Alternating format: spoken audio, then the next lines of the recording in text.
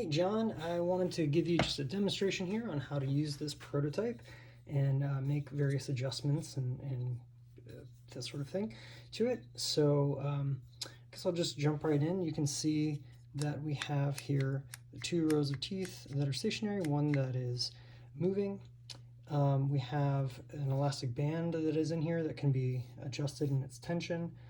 And we also have a couple other adjustments I'll talk about in a moment, but a couple features I want to point out. So one, I think you'll find that this prototype is much more comfortable in terms of its size. It's certainly very rigid and strong, so you can feel like you can really pull through the hair. It also has some nice ergonomic features in that the slide, for instance, to actuate it, you can sort of grip on either side and push it like that. You can also just use your thumb, and if you're left or right-handed, there's features on both sides that are identical, so you can just kind of grip and push it like that. And then also if you're holding it kind of in this orientation, you can easily grip the top and do the same thing. So this whole sort of component across the top there is the slide surface. Then, besides the tension actuation, which I'll show you here how to adjust in a moment, we can play with the different sort of materials and such that are in here. Currently, I have just a rubber band, and I'm going to include a few samples so that in case it breaks or you want to play with different tensions, you can do that. Basically, in order to make the adjustment on this, all you have to do is grab these two pegs that are here, and you sort of can pinch them and then pull out into this slot, and then you can adjust as far back as you want. That's the tightest setting, of course. And then as you come closer, currently with this rubber band, I would say that probably the third position is about as light as it can go. Otherwise, it just kind of gets too loose in there. It's not really doing anything. But depending on the band that's in there, that could change.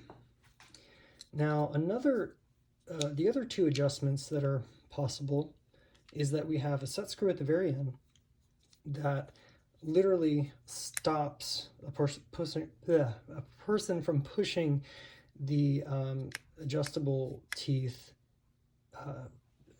at all. It just is a hard stop. Now, why is that useful? I think, here, let me show you. I'm going to just keep pushing forward with my thumb, but I'm going to use this Allen key here, and watch what will happen as I release the tension, or sorry, move the position here.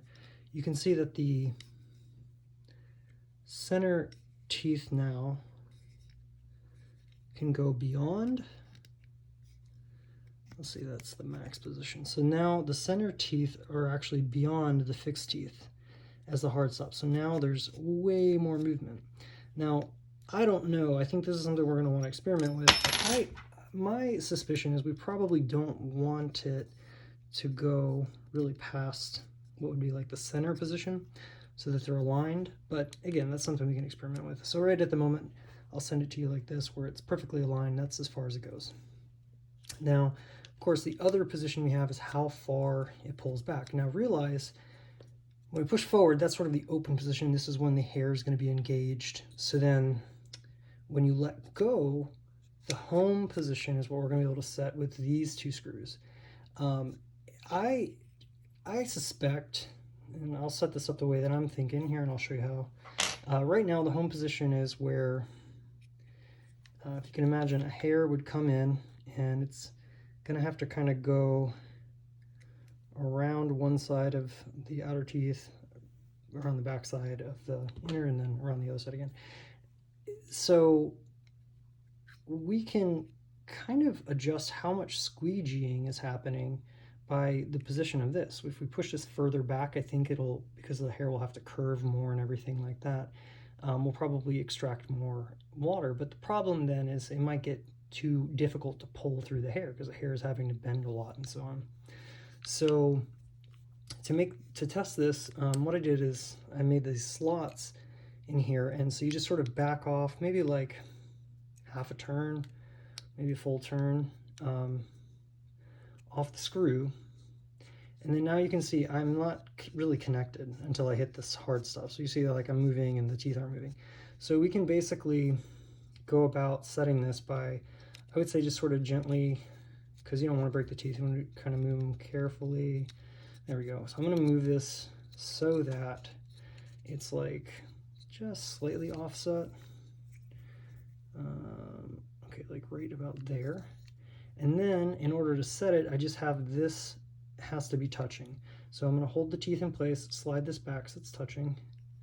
Oh, there we go. Okay, that's pretty good. Actually, I want it to be just a little further forward, so I'm going to move it. There we go.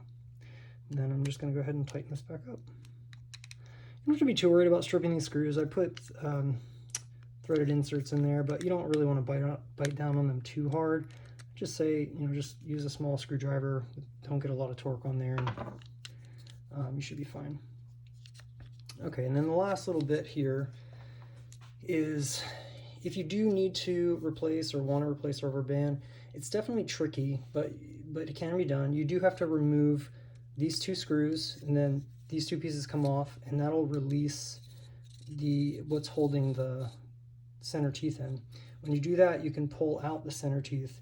The only other thing is the rubber band is currently, there's a bar inside there, and you have to remove the bar.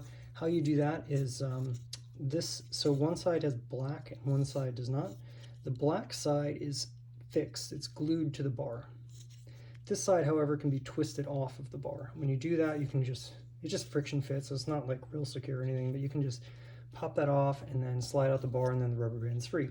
And then, you know, likewise, the reverse operation would be, if you're going to be installing a new rubber band, you basically, there's a loop, you'll notice there's a loop on the inner part here, you can tie the rubber band onto, and then you have to feed it through this gap, feed it into this space in here. You know, use like a pencil or maybe a little metal rod or something. You can kind of push it in there, get the rubber band in that space, and then at that point you can use the peg that's on here and you know, get it around the loop and pull it back. So yeah, I mean, hopefully that explains pretty much.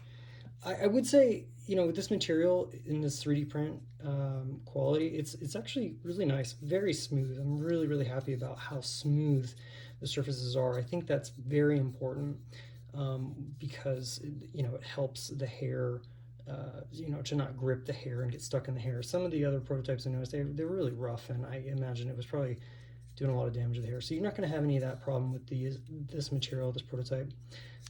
It works reliably. It's not necessarily drop resistant. It's not a high impact material. So like if you did drop it on concrete or something, you know, it could break. Also, it's UV sensitive. So if you did like take it outside and leave it outside, or leave it in your car on the windshield for a long period of time, you might see some degradation of the material.